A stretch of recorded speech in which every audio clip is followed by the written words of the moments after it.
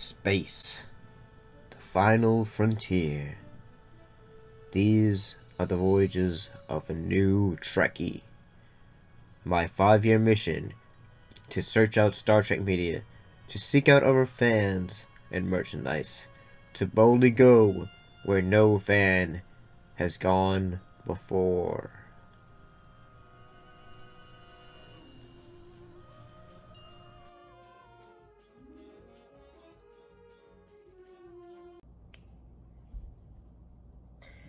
Greetings and salutations, how's everybody doing? We're back looking at episodes of Star Trek Voyager with the third episode, Parallex. Let's check it out.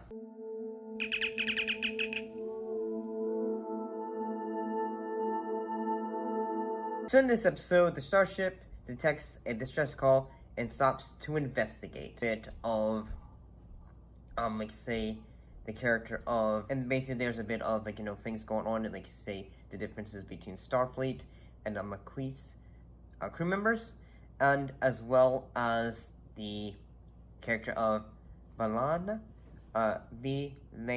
Torres. She is basically asked, do you want to be, in charge of the chief of engineering?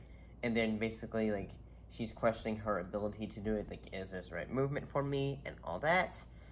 And a bit of shenanigans in that, the doctor, his basically projection is causing him to shrink as the episode goes on. And honestly, I kind of thought this episode was not bad. Not great, but not bad.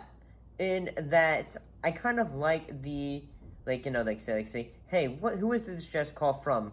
When, as the episode goes on, we suddenly realize it's actually from themselves, in that the message that they had tried to send out had been gobbled up.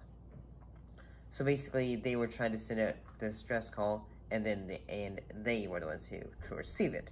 Think of it like this. You're sitting at the bottom of a pond, which is frozen over. And you look up at the surface and you see a reflection of yourself. Now, you might think you're looking at another person sitting at the bottom of another pond looking back at you. And in this case, we'd be staring up at the surface of the event horizon and seeing a time-delayed reflection of ourselves. Are you saying we're the ones trapped in the singularity? Unfortunately, yes. You're right. It's the only theory that explains everything that's happened to us. I think that's a pretty cool idea, say, in a way, someone's trying to call for help, but then it's you who are, in a way, answering that call for help.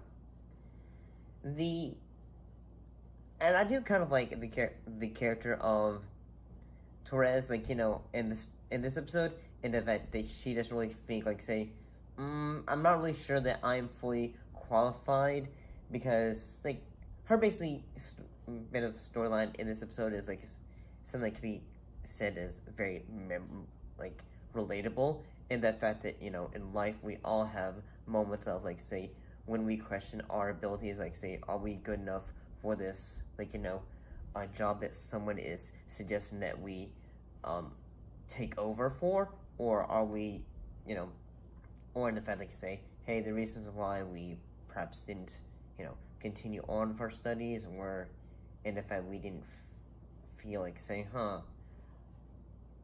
am I, good enough to be part of, the crew, or good enough to be part of, say, a specific thing, or something like that. And the episode also, introduced the idea of singularities, in the fact that, the ship gets affected, and as well as the, the Doc's, holographic imagery, because he's a hologram. Which basically makes me think, if he's a hologram, how is he able to interact with people in, in a way that, unless he is, say, a hard light projection.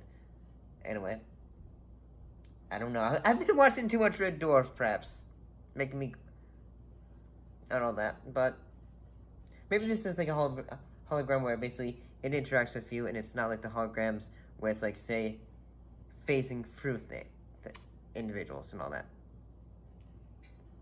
But overall, I enjoyed this episode. See you next time.